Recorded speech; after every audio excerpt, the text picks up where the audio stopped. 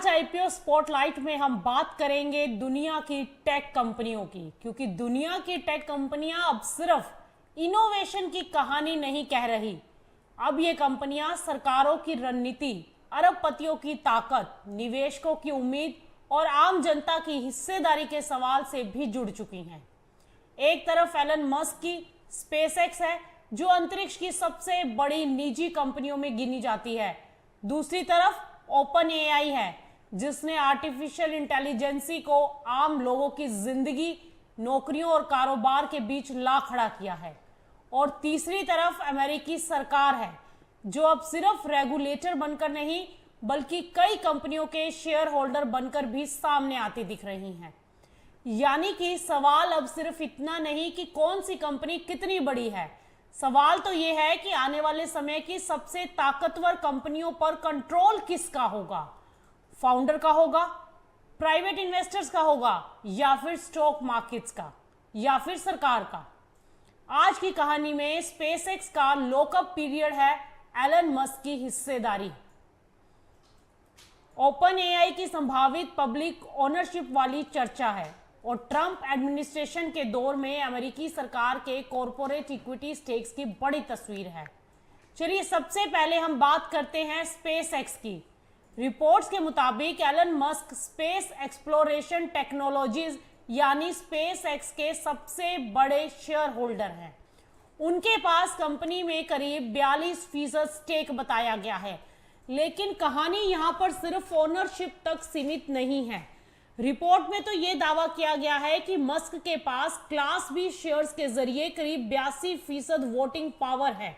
यानी कंपनी में उनका कंट्रोल सिर्फ बड़ा नहीं, लगभग डिसीजन मेकर वाला माना जा सकता है। अब यहां पहला सवाल उठता है कि अगर किसी कंपनी का आईपीओ हो चुका है, आईपीओ आ चुका है, मार्केट कैप बहुत बड़ा हो चुका है, ऑर्डिनरी इन्वेस्टर उसमें पैसा लगा रहे हैं, तो क्या फाउंडर का इतना बड़ा वोटिंग कंट्रोल इन्वेस्टर के लिए भरोसे की बात है या फिर चिंता की? एक तरफ कहा जा सकता है कि फाउंडर के पास कंट्रोल है, इसीलिए कंपनी लॉन्ग टर्म विजन पर चल सकती है। दूसरी तरफ सवाल यह भी है कि अगर वोटिंग पावर एक ही व्यक्ति के पास है तो छोटे शेयर होल्डर्स की आवाज कितनी सुनी जाएगी। अब आप स्पेसएक्स के लॉकअप पीरियड को भी समझिए। सामान्य तौर पर आईपीओ के बाद इनसाइडर्स यानी प्रमोटर्स, एम्प्लॉइज और अर्ली इन्वेस्टर्स पर 180 दिन का लॉकअप पीरियड होता है। इसका मतलब यह है कि वो आईपीओ के तुरंत बाद अपने शेयर्स नहीं बेच सकते। इसका उद्देश्य यह होता है कि मार्केट में अचानक बड़ी सेलिंग ना आए और स्टॉक प्राइस पर कोई दबाव ना बने। लेकिन रिपोर्ट्स के अनुसार स्पेसएक्स ने लॉकअप स्ट्रक्चर को थोड़ा अलग तरीके से पेश किया है। बताया जाता है कि इनसाइडर्स Q2 क्वार्टर सेकंड के 2026 अर्निंग्स रिपोर्ट के बाद दूसरे फुल ट्रेडिंग डे से अपने शेयर्स का एक हिस्सा बेच सकते हैं। पहले विंडो में 20% तक शेयर बेचने की अनुमति हो सकती है। अगर स्टॉक परफॉर्मेंस ट्रिगर पूरा करता है तो एडिशनल 10% तक सेलिंग की गुंजाइश बताई गई है। इसके बाद कई और सेलिंग विंडोज होंगे जो आईपीओ डेट के 180 दिन बाद तक स्प्रेड होंगे। यानी सेलिंग को एक ही दिन या एक ही विंडो में खुलने के बजाय कई हिस्सों में बांट दिया गया है। और ये बात इन्वेस्टर्स के लिए क्यों जरूरी है? क्योंकि आईपीओ के बाद जब लॉकअप खुलता है तो कई बार बड़े इनसाइडर सेलिंग शुरू कर देते हैं, और इससे मार्केट को सिग्नल जाता है कि जिन लोगों ने कंपनी बनाई, जिनके पास अंदर की जानकारी है, वो बाहर निकल रहे हैं। इससे स्टॉक पर दबाव आ सकता है। स्पेसएक्स के मामले में दावा किया गया है कि सेलिंग विंडो को स्प्रेड किया गया है ताकि एक साथ मार्केट में सप्लाई ना आए और स्टॉक प्राइस को झटका ना लगे।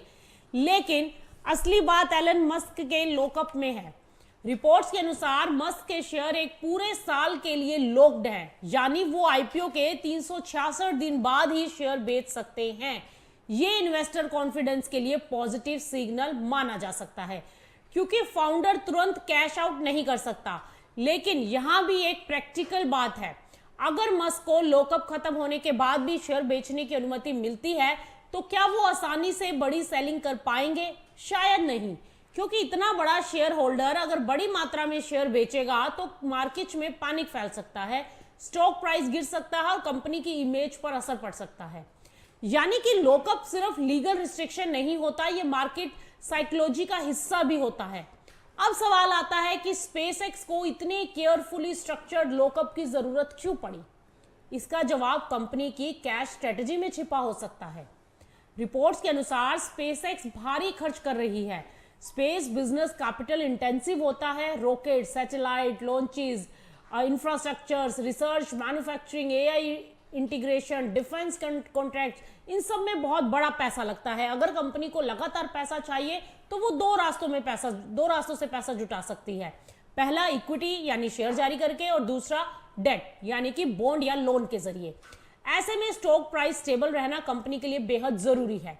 अगर फाउंडर या इनसाइडर जल्दी सेलिंग करे और स्टॉक गिर जाए तो कंपनी की इक्विटी रेजिंग पावर कम हो जाती है। अगर मार्केट कंपनी को रिस्की मानने लगे तो डेप्ट महंगा हो जाता है, यानी बोरोइंग कॉस्ट बढ़ जाएगी। यही लॉकअप पीरियड कंपनी की रेपुटेशन बचाने का टूल बन जाता है।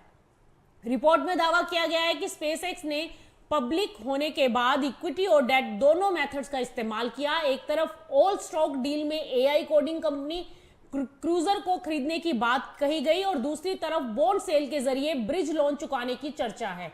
अगर ये फाइनेंसिंग पैटर्न सही है तो संकेत साफ है कि स्पेसएक्स अपने ग्रोथ और एक्विजिशन के लिए शेयर करेंसी और बोरोइंग पावर दोनों का इस्तेमाल करना चाहती है। लेकिन यहां इन्वेस्टर्स के लिए सबसे बड़ा रिस्क आता है। रिपोर्ट में दावा किया गया है कि स्पेसएक्स अभी प्रॉफिटेबल नहीं है। 2025 में कंपनी ने नेट लॉस रिपोर्ट किया और क्वार्टर 1 2026 में फ्रेश कैश फ्लो नेगेटिव बताया गया। अगर ऐसी कंपनी का मार्केट कैप बहुत बड़ा हो तो इन्वेस्टर को दो बातें साथ साथ देखनी पड़ती हैं। पहली बात, कंपनी फ्यूचर की बहुत बड़ी कहानी बेच रही है, और दूसरी बात, आज की बैलेंस शीट और कैश फ्लो अभी भी दबाव में हो सकते हैं। और यहीं से उठता है बड़ा सवाल कि क्या स्पेसएक्स लॉन्ग टर्म में दुनिया की सबसे मजबूत स्पेस और कम्युनिकेशन इंफ्रास्ट्रक्चर कंपनी बन सकती है? हो सकता है। क्या यह स्टॉक शॉर्ट टर्म में बहुत वोलेटाइल और रिस्की हो? बिल्कुल हो सकता है। इसीलिए लॉकअप रीअश्योरिंग है, लेकिन रिस्क खत्म नहीं करता। अब इस कहानी का दूसरा हिस्सा है ओपन एआई। रिपोर्ट्स के अनुसार ओपन एआई ने वाशिंगटन डीसी में अधिकारियों के साथ कंपनी का 5% हिस्सा अमेरिकी सरकार को देने की चर्चा की। अनुमानित वैल्यूएशन के आधार पर यह हिस्सेदारी अरबों डॉलर की हो सकती है। यह विचार सैम ऑल्टमैन की उस सोच से जुड़ा बताया गया जिसमें एआई से पैदा होने वाली वेल्थ का एक हिस्सा आम जनता तक पहुंचाने की बात की जाती है। अब ये आइडिया सुनने में बहुत अट्रैक्टिव लग सकता है।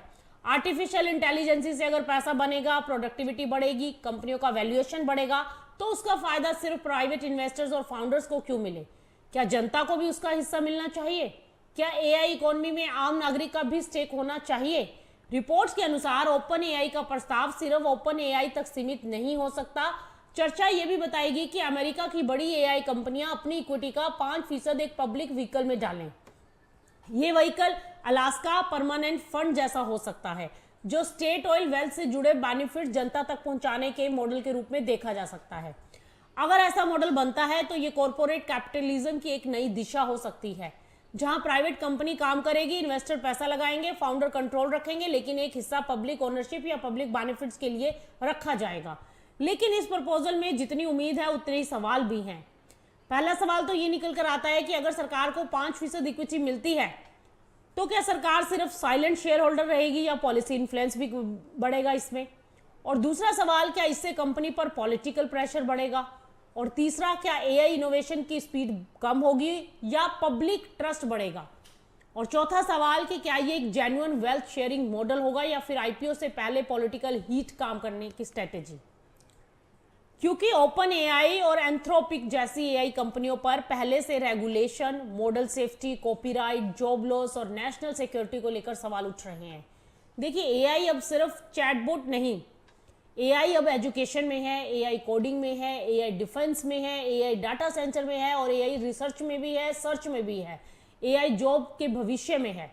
इसलिए सरकारें अब इसे सिर्फ प्राइवेट इनोवेशन नहीं मान सकती, वो इसे नेशनल इंफ्रास्ट्रक्चर की तरह देखने लगी हैं। अब आप सैम ऑल्टमैन की सोच को समझिए।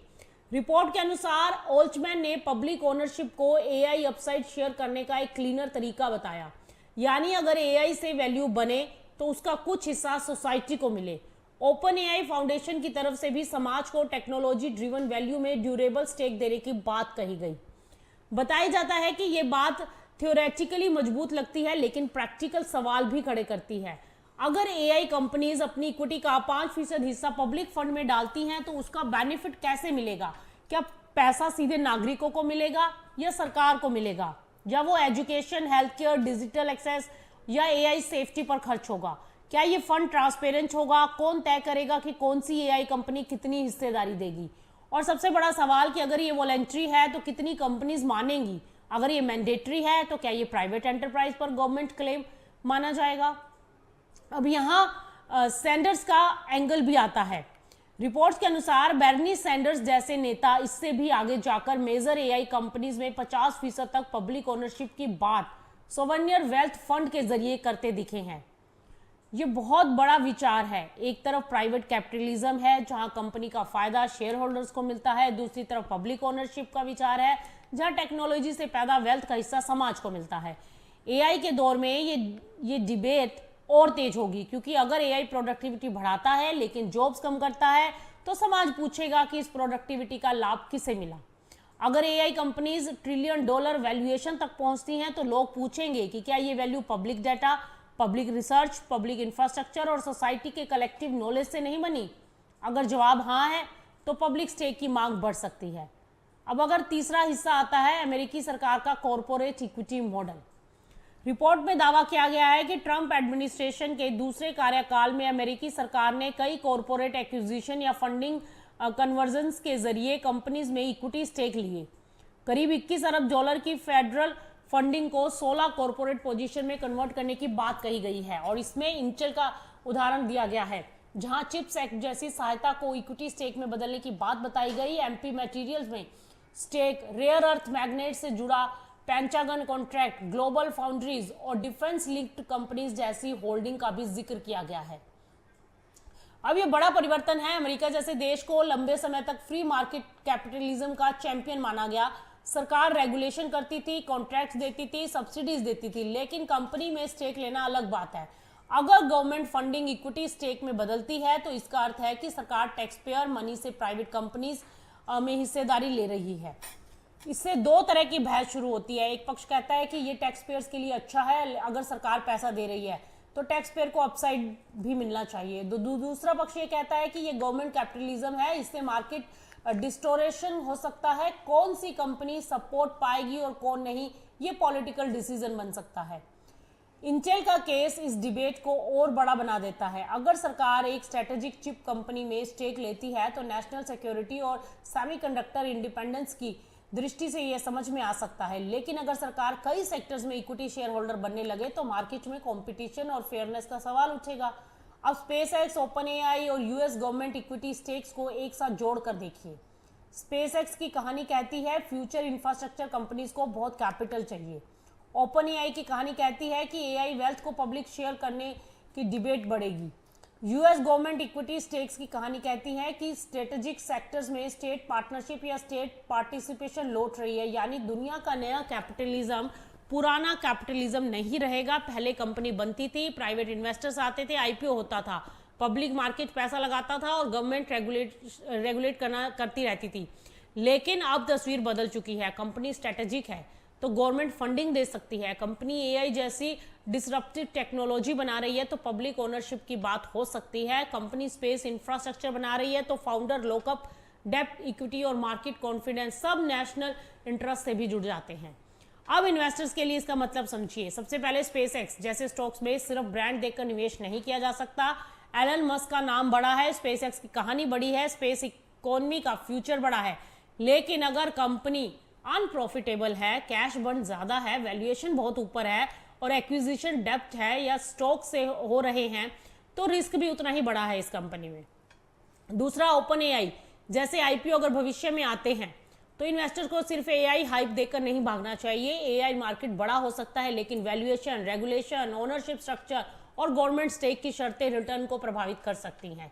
तीसरा, अगर सरकारें कंपनीज में इक्विटी स्टेक्स लेने लगती हैं तो इन्वेस्टर्स को पॉलिसी रिस्क समझना होगा। गवर्नमेंट शेयर होल्डर होने से क्रेडिबिलिटी बढ़ सकती है लेकिन पॉलिटिकल इंटरफेरेंस का रिस्क भी उतना ही बढ़ जाता है। अब जनता के लिए इसका क्या मतलब है? एआई और स्पेस जैसी टेक्नोलॉजी सिर्फ अमीर इन्वेस्टर्स की संपत्ति नहीं रह सकती, ये पब्लिक लाइफ को प्रभावित करेंगी। इसीलिए पब्लिक स्टेक की मांग बढ़ना स्वाभाविक है, लेकिन पब्लिक स्टेक का मॉडल ट्रांसपेरेंट होना चाहिए। ये चुनावी नारा नहीं होना चाहिए, ये बैकडोर नेशनलाइजेशन नहीं होना चाहिए, ये जेन्युइन वेल्थ शेयरिंग होना चाहिए। अगर एआई से जॉब बदलेंगी तो सोसाइटी को सेफ्टी नेट चाहिए। अगर एआई से $1 ट्रिलियन वेल्थ बनेगी तो पब्लिक कंट्रीब्यूशन का सवाल उठेगा। अगर स्पेस कंपनीज कम्युनिकेशन, डिफेंस और इंटरनेट बैकबोन का हिस्सा बनेंगी तो उनका गवर्नेंस सिर्फ प्राइवेट बोर्डरूम तक सीमित नहीं रह सकता। अब आप यहाँ एक गहरी बात समझिए। एलन मस्क और सैम ऑल्टमैन दोनों अलग अलग तरह के कैपिटलिज्म के प्रतीक बन रहे हैं। मस्क का model founder control, massive risk, capital markets और लॉन्ग टर्म टेक्नोलॉजिकल एम्बिशन पर आधारित है, और एचमन का प्रस्ताव एआई वेल्थ को पब्लिक बेनिफिट से जोड़ने की कोशिश दिखाता है। कम से कम रिपोर्ट के मुताबिक और ट्रंप एडमिनिस्ट्रेशन का इक्विटी मॉडल ये बताता है कि अमेरिकी सरकार स्ट्रेटेजिक इंडस्ट्रीज में सिर्फ ग्रांट देने वाली संस्था नहीं रहना चाहती, बल्कि अपसाइड लेने वाली शेयर होल्डर भी बनना चाहती है। तो तीनों मिलाकर एक नई ग्लोबल इकोनॉमी की स्टोरी बना रहे हैं। इस स्टोरी में टेक्नोलॉजी है, फाइनेंस है और पॉलिटिक्स है, पब्लिक ओनरशिप है और इन्वेस्टर रिस्क भी है। अब सवाल यह है कि आम निवेशक आखिर क्या करे? अगर स्पेसएक्स जैसा स्टॉक सामने है तो लॉकअप देकर खुश होना काफी नहीं है।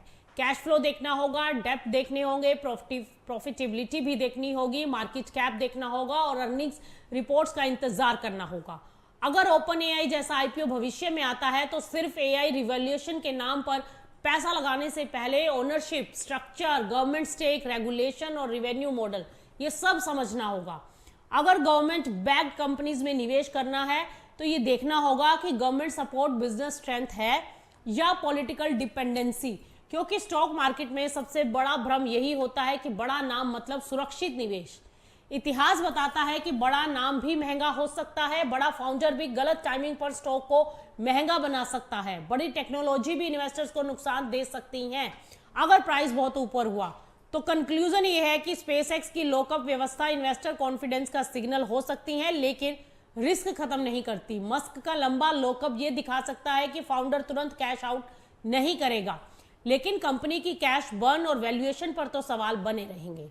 ओपन एआई की 5% पब्लिक ओनरशिप वाली चर्चा एआई कैपिटलिज्म की नई बहस को जन्म देती है, और अमेरिकी सरकार का कंपनीज में इक्विटी स्टेक लेना यह दिखाता है कि फ्यूचर इकोनॉमी में स्टेट और मार्केट की सीमा धुंधली हो रही है।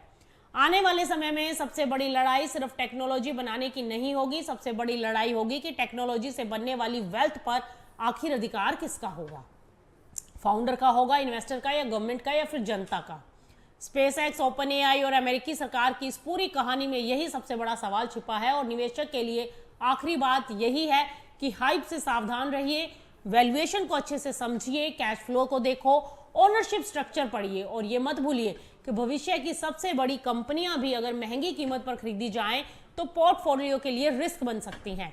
फिलहाल बाजार का संकेत साफ है कि स्पेस और एआई की कहानी बहुत बड़ी है, लेकिन ये कहानी जितनी चमकदार है उतनी ही रिस्क वाली भी है। तो आज की इस खास रिपोर्ट में बस इतना ही। आप बने रहिए मार्केट टाइम्स टीवी के साथ, क्योंकि दिन भर खबरों का सिलसिला जारी है।